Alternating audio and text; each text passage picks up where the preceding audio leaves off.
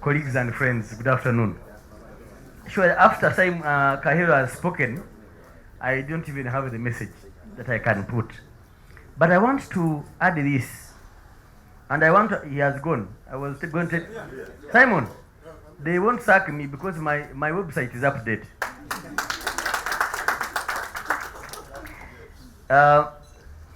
You asked, who of us are Ugandans? And they all put up our hands. I want to tell you, we are Ugandans in mouth, not at heart. And this is for this desk here. Ugandans are not to blame for not being Ugandans. The word Uganda is a foreign construct. We are Baganda, Banyankole, Acholi, Karamajongs. And until you introduce a national service so that people can be told how to be Ugandan and why they are Ugandan, you're wasting your time. So they cannot drive a country they don't understand. Otherwise, how do you explain in 21st century somebody chooses an in-law because he's of a different language? 21st century. But they accept a Muzungu to marry one of their own. But a fellow Ugandan, because they're different tribe, they will refuse. So that explains it to you. It's about mindset. I was one morning listening to a radio station, and the owner of the radio station with another person were the ones discussing. And the owner of that radio station said, there is nothing to laugh about Uganda. It's a media owner.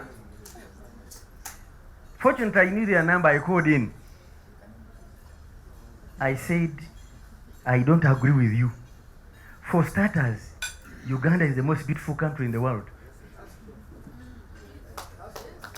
Number two, Ugandans are the most hospitable people you will find in the world. It's the only part you go to, you ask a person direction, he or she abandons what they are doing and directs you. 3, the weather.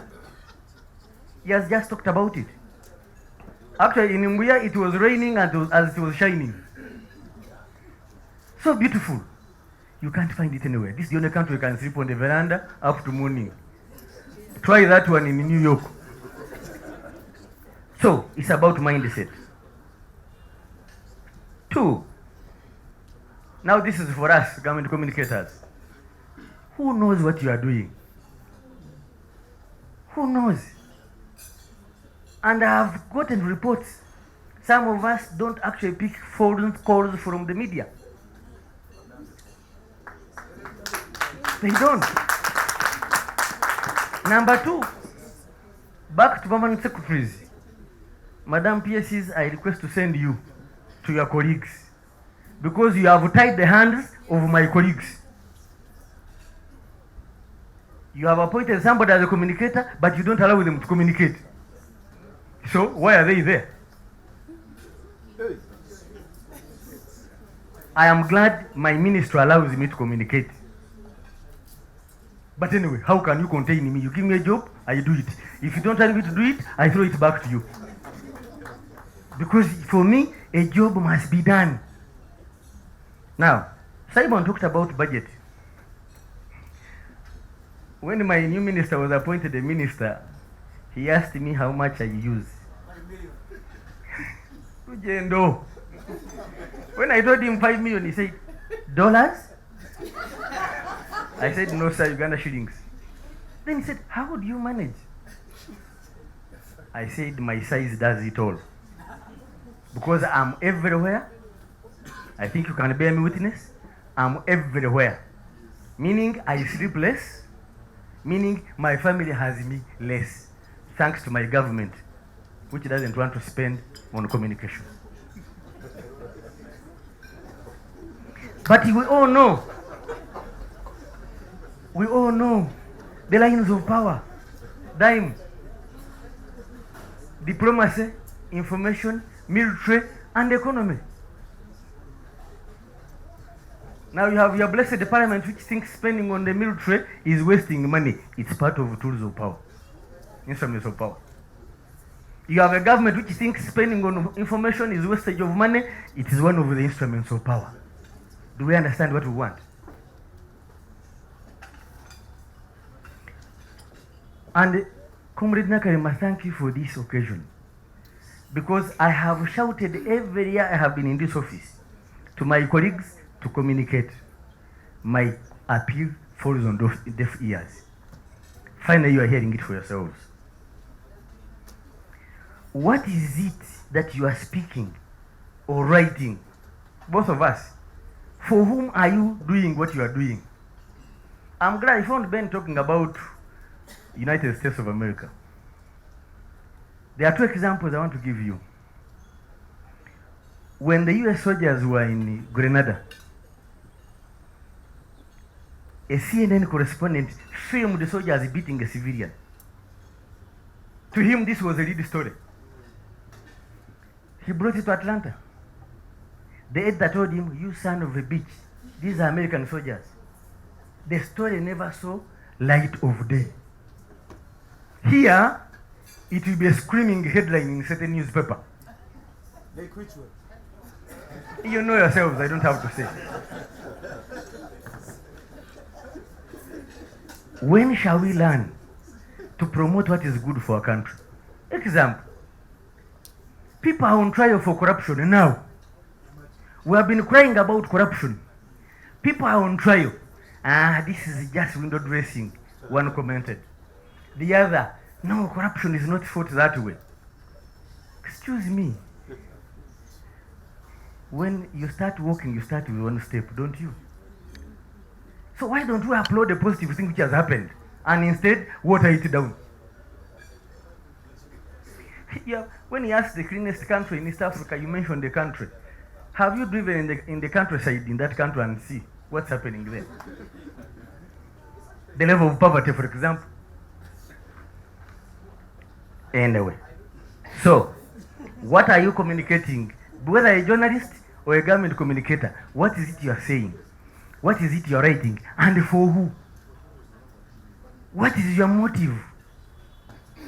I'm glad Simon used my phrase I always talk about, being like a monkey that celebrates a fire on the forest, forgetting its home is on burning. Because when a journalist, you write a negative story and your country flares up, even that media house won't operate. Your own home will become not a home. I don't know how many of you know, but in this region of central Uganda, there's a time when men were not men. The appearance of this uniform meant a man had to run and hide under the bed. But as he passes his wife, he tells her, "Mukyala abasajja baabo. My wife, men are there coming." He had ceased being a man in this country. Today, men have been restored into confidence to be called men again. They have confidence to beat their wives instead of building their homes better. And doing what? Haranguing government every other day. I met an American at Bugema University. This was 2014. And the man told me, before he left home, his wife had discouraged him from coming. Because the stories about Uganda were, it's about to explode. And he told me, "I've been here for 2 weeks and I've not even had a single bullet." So, what are you promoting, you now in the media world? I took journalists to Somalia 2 weeks ago. Right? One newspaper brought out the story yesterday. We were in Mogadishu 2 weeks ago. But the story came out in a Monitor, to be exact, yesterday. Whose soldiers have made Somalia what it is today? And the Ugandan soldiers? So, but after paying them money, today they have a very big advertorial from defense about implementation of the manifesto. Very big.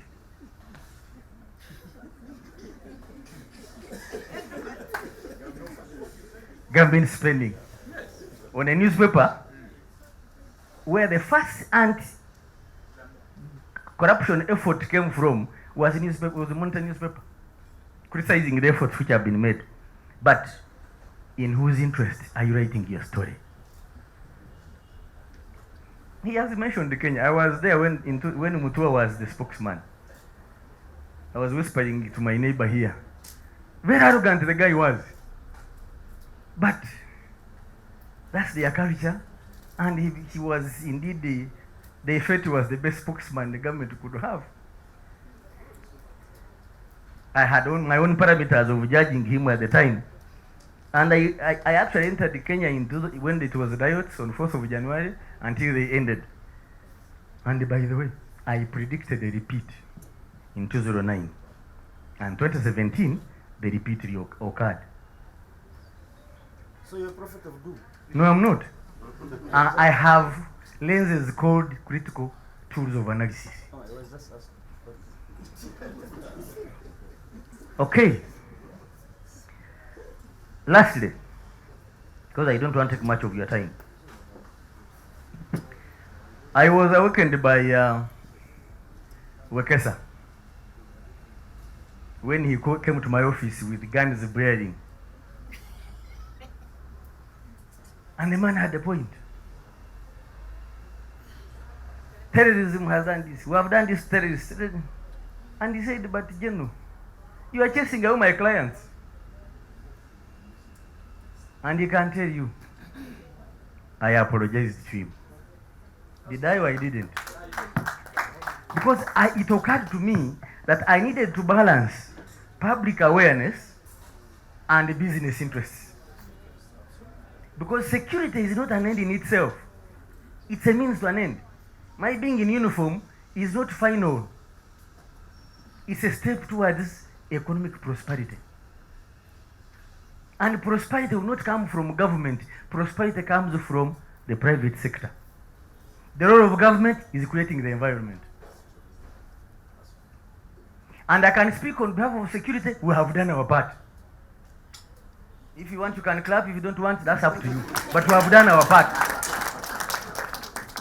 Albeit with limited resources, two, with backstabbing from some of you.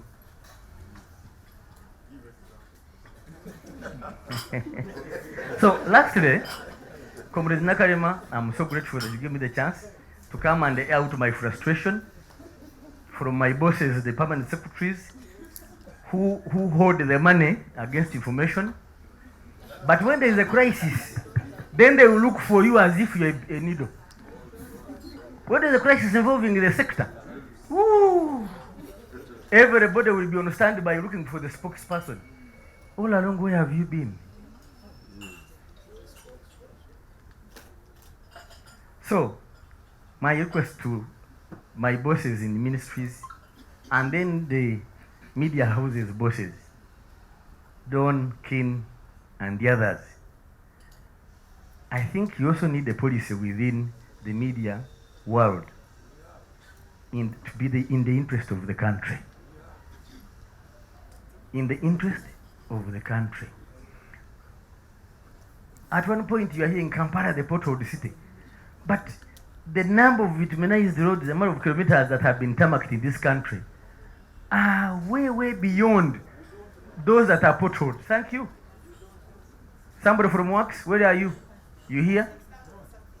Yeah, there are over 6,000 kilometers that have been bituminized. But that's true. That's true, sir. We are not.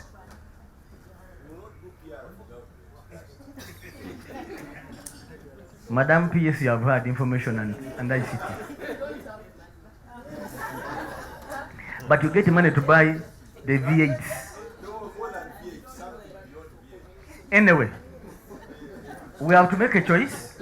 As you challenged us, Simon, we have to make a choice. Do we want our country to speak positively, or want to be known for the wrong things, yet they are the minority? May God bless Uganda, may God bless you.